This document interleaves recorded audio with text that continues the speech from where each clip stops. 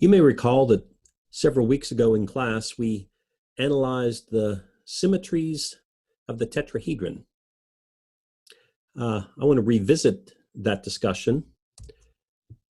Over here, I have an example of the tetrahedron that we were playing with, right? We have the vertices numbered 1, 2, 3, and then 4 is back here, right? And what we were looking at, right? So the symmetries of the tetrahedron are we define those to be the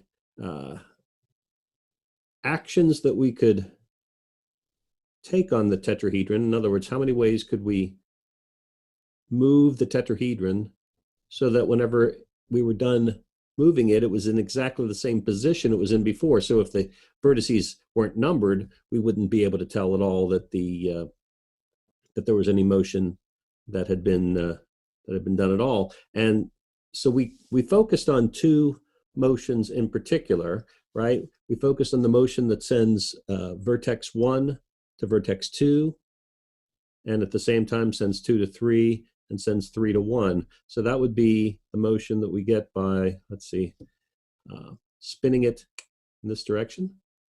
All right, so that sent vertex 1 to vertex 2, vertex 2 to vertex 3. Vertex 3 is now up at vertex 1, and if we repeated that, then we get that what was at 1 is now at position 3. What was at 3 is now at position 2. What is it? What is that? What was at 2 is now at position 1. If we did that one more time, we're back to the identity permutation, the one that fixes all the vertices, right? So we'll write that down here in a moment. It's an example of a 3 cycle, right? So that's a permutation that sends 1 to 2, 2 to 3, 3 to 1. Right, so that's a 3 cycle. And then another 3 cycle we looked at was the one, so this time we're going to fix vertex 1, and we're going to send 2 to 3, and then 3 is going to go around to 4, 4 is going to come around to 3.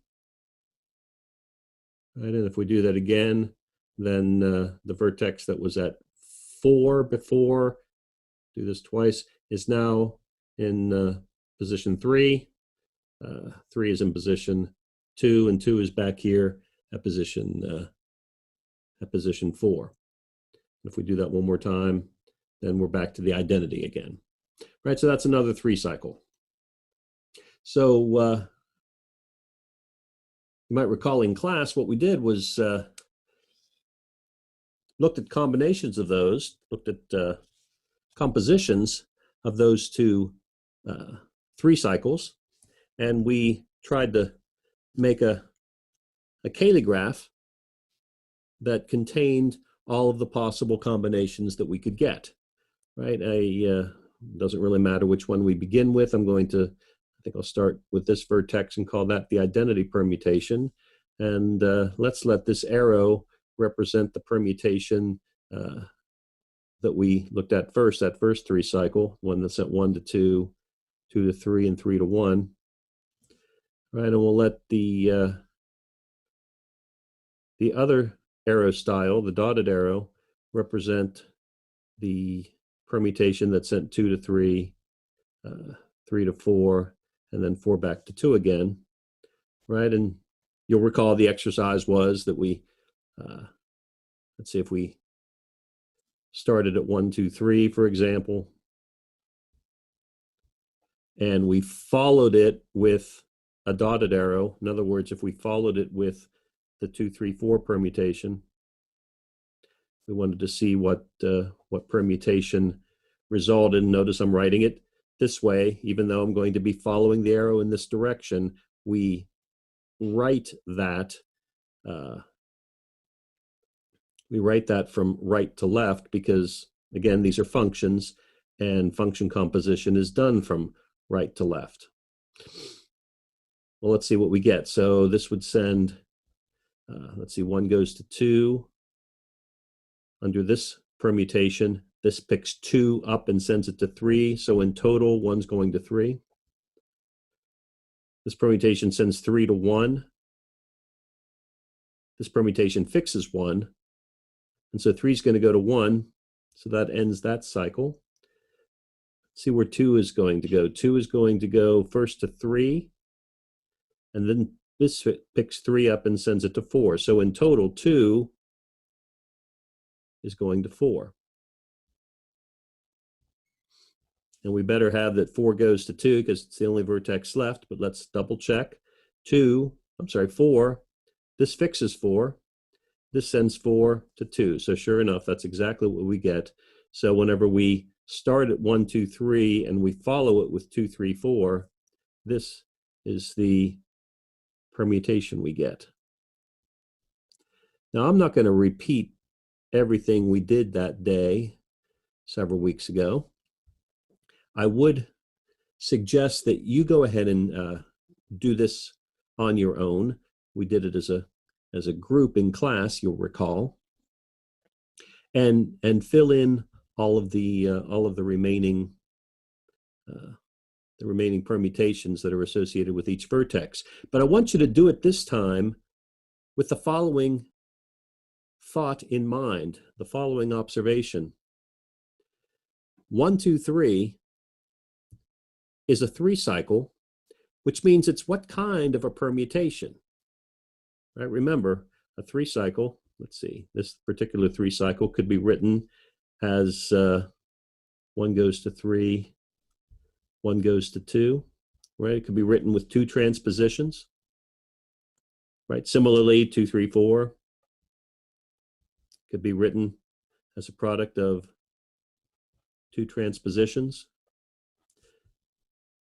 So 1, 2, 3 and 2, 3, 4 are both examples of even permutations, right? An even permutation is one that can be expressed as the composition of an even number of transpositions, and that's exactly what these are. But as we would continue to fill in the permutations that are associated with each vertex here, we observe that we're going to get an even permutation every time. Why? Well,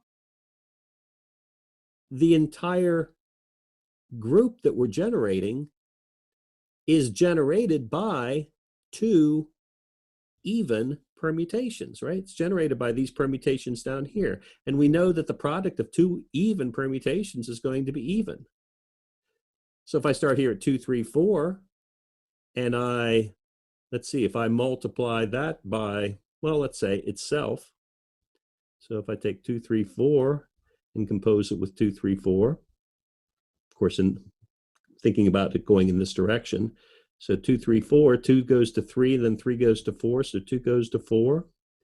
4 goes to 2. This picks up 2 and sends it to 3. And this sends 3 to 4. This sends 4 back to 2. So 3 goes to 2, right? So whenever we start at 2, 3, 4, and we follow it with 2, 3, 4, what we're going to get is 2, 4, 3. Well, that's another 3 cycle, isn't it? 3 cycles are even. But of course, it's going to be even because we proved that the product of 2 even permutations is even. So no matter where I start, I'm always going to get, right? So this was an even permutation. Whenever I look to see what permutation this dot's going to represent, I'm going to be multiplying it by 2, 3, 4. So I'm going to be multiplying this even permutation by another even permutation. So I'm going to get an even permutation. All of these are going to be even. So this entire group is built up of nothing but even permutations. Now let me notice something else. Every one of those permutations was a permutation of the numbers 1, 2, 3, and 4. So it's a permutation of the set of integers from 1 through 4.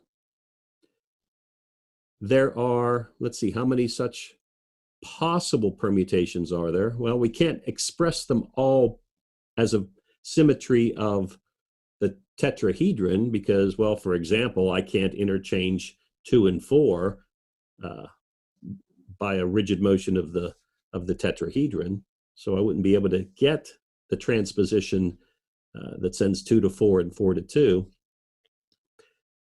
Which permutations am I going to be able to get? Well, as we've just discussed, it's going to be the even permutations. The even permutations that even permutations on the set 1, 2, 3, 4. And obviously this forms a group. I was able to build a Cayley graph out of it. And how many elements were in it? Let's see, there are 12 elements here. And so that must mean, let's see, that must mean that there are at least 12 even permutations on the elements 1, 2, 3, and 4. Well, let's notice one other thing.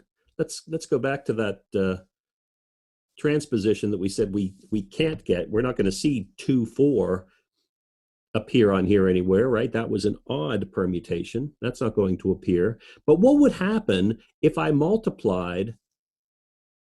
composed 2, 4 by each of the permutations represented by these elements? Well, each of these permutations is even, 2, 4 is odd. So whenever I multiplied 2, 4 by any one of these, well, the product of an even permutation and an odd permutation is odd. So I'm going to get 12 different odd permutations. Well, I have 12 even ones here representing the symmetries of a tetrahedron. And I'm going to have another 12 that aren't represented as a symmetry of the tetrahedron, but which do represent a permutation of the set 1, 2, 3, and 4. How many such permutations are there total? How many permutations are there on the set 1, 2, 3, 4? Well, we've seen this several times. 4 factorial is the answer. 4 factorial is equal to 24. So we have the 12 even ones. We have at least 12 odd ones. And we must have exactly 12 odd ones, because the evens and the odds together are going to make up the set of all the permutations. And we've counted them in 2 ways, right? We've counted all the permutations on the set 1, 2, 3, 4 by noting that 4 factorial is the answer, but we've also counted them as 12 evens plus 12 odds is 24. So, as it turns out, in this case, there are exactly as many even permutations as there are odd permutations on the set of elements from 1 through 4. And the group that we have diagrammed right here is the set of even permutations of the set 1, 2, 3, 4. And so this group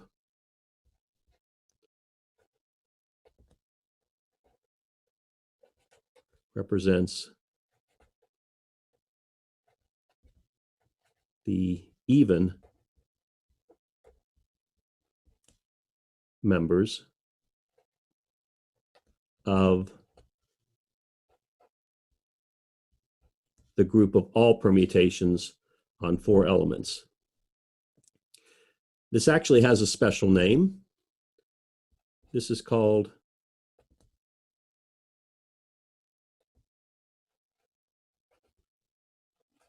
the alternating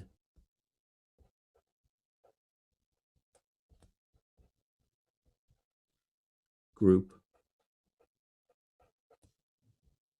on 4 elements. And it's denoted, instead of S4, we denote the set of even permutations as A4, right? And in general,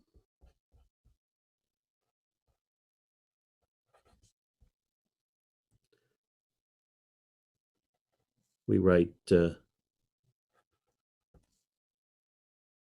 AN to denote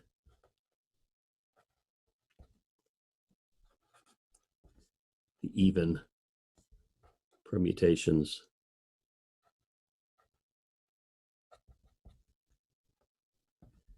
in Sn. And we'll see later that just like we had in A4, the number of elements in AN is always going to be exactly half the elements in Sn. In other words, there's going to be exactly as many even permutations in Sn as there are odd permutations.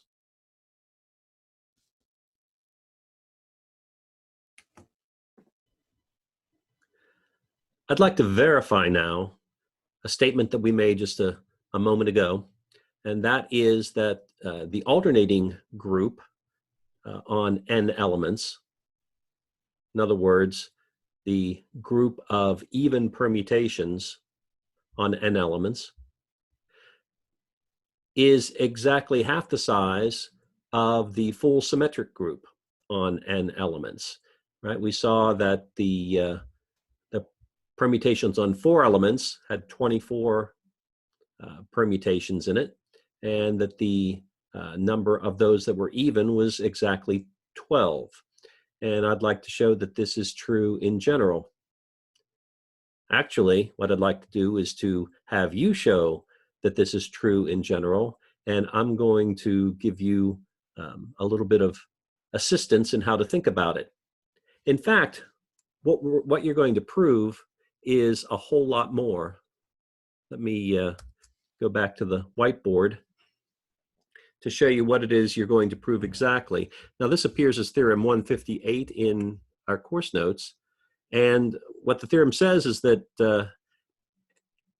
every subgroup of Sn that contains at least one odd permutation contains an equal number of even and odd permutations.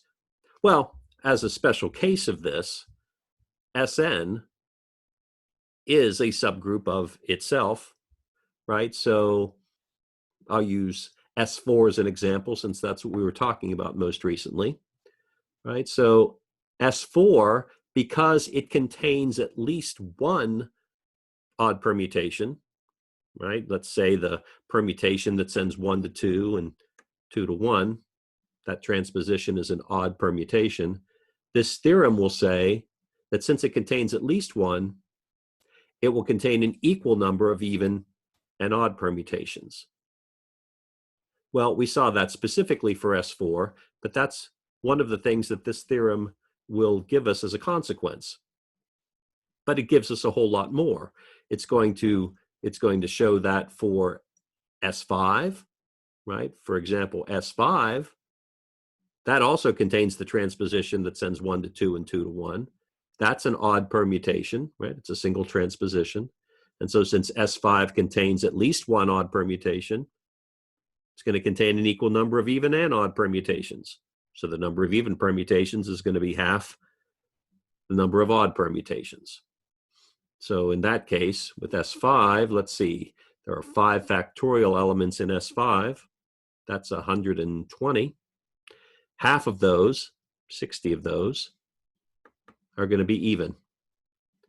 But this says so much more, because it says that no matter what subgroup of Sn that I start with, if that subgroup contains at least one odd permutation, well, then it's going to contain an equal number of even and odd permutations. There are, of course, some subgroups that don't contain any odd permutations. A4, for example, the group of even permutations on 4 elements, that doesn't contain any odd permutations. So this theorem wouldn't apply. So how would we go about proving such a thing? Well, what I'm going to suggest is you split the even and the odd permutations up into 2 separate sets, right? Let's let E denote the even permutations.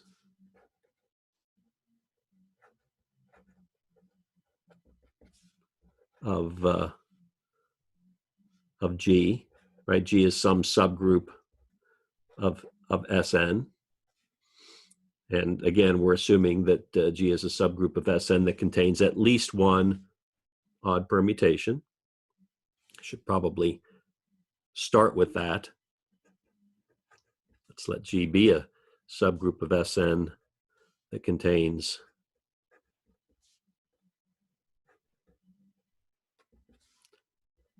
at least one odd permutation. In fact, let's go ahead and call that permutation, I don't know, let's call it D. I'd call it O for odd, except that looks too much like a 0, might look confusing, so I'll use the other letter in odd, D.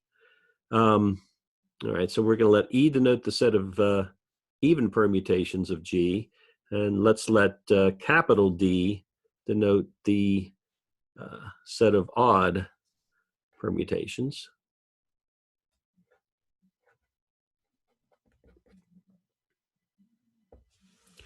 Right, and what we're going to do, what you're going to do, is you're going to show that the number of, well, this is a standard technique. In order to show that two things have the same number of elements, a standard technique is often to show that one set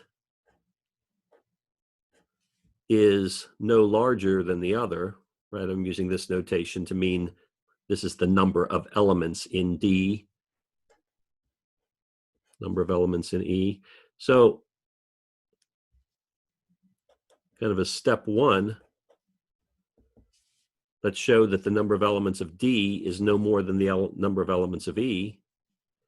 And for step two, you guessed it, we're going to show that the number of elements in E is no more than the number of elements in D.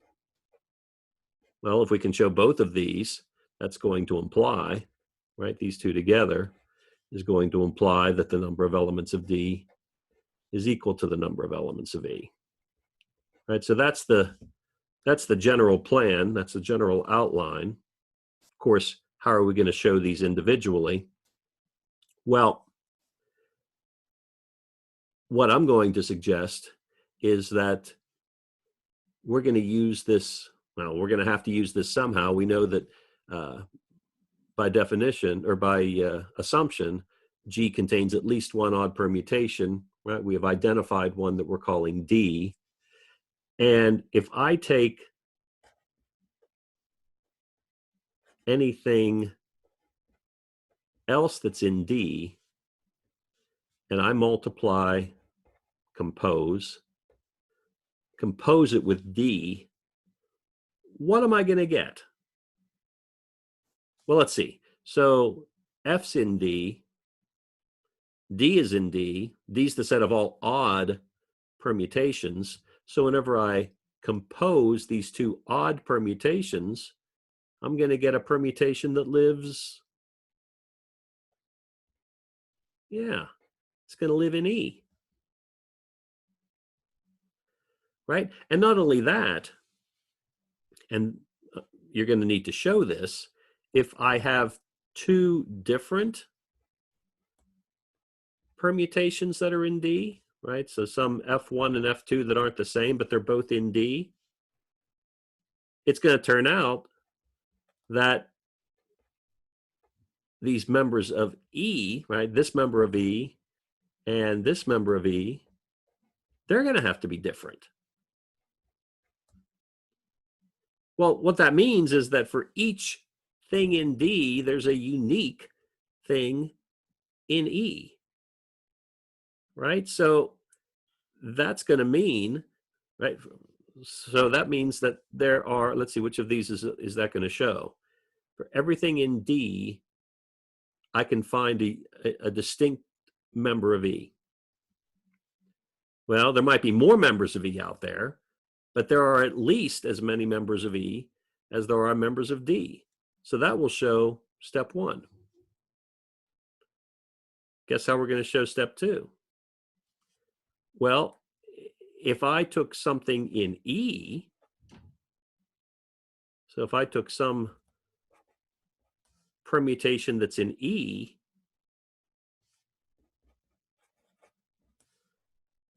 and I multiplied it by D, guess where that's going to live? Well, let's see. G is in E, D is in D. So I'm multiplying an odd permutation with an even permutation. That's going to give me an odd permutation. And similarly to my argument up here, if I have two different things in E, the corresponding permutations in D that I'm getting, they're going to be distinct.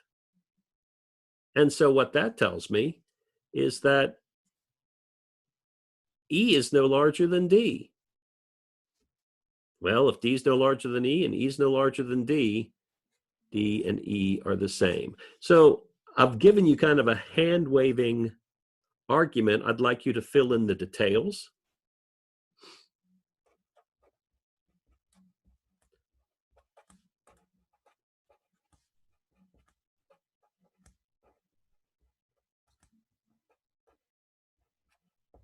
Right, so that's theorem 158. I'd also like you to look at exercise, I think I called it an exercise, number 160. And I'd like you to do that one as well. I think you'll find this one interesting, especially in light of what we did in the earlier video, where we showed that that Cayley graph, well, let's see, we already know that Cayley graph represents the alternating group on 4 elements. What we're going to show is that there is a completely different looking Cayley graph that also represents the alternating group on 4 elements, and that's the one that's that appears in figure 5 in the notes. That's identified in theorem 160. Want you to also notice, whenever after you've done that, you should take a good look at this shape right here. Let's take everything else away. Give you a sense as to what this is. So some of the faces are hexagons, some of the faces are triangles. And this is a solid version of the graph that is in figure 5, the one that you're going to show represents a Cayley graph, or is a Cayley graph that represents A4, but that Cayley graph could be drawn very nicely on this shape right here. So that's just a curiosity that I'd like you to explore. And that's all I have for you for this video. Thank you for joining me. I look forward to seeing you next time. Take care.